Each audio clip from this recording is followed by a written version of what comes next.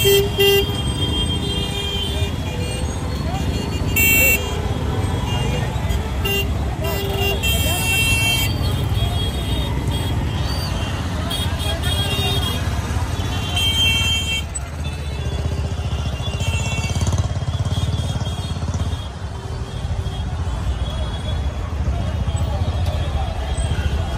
হচ্ছে দিল্লির ঐতিহাসিক চাঁদনি চক, যে চাঁদনি চকের ইতিহাস সেই সুদূর মুঘল আমলের ইতিহাস এর সাথে সম্পৃক্ত।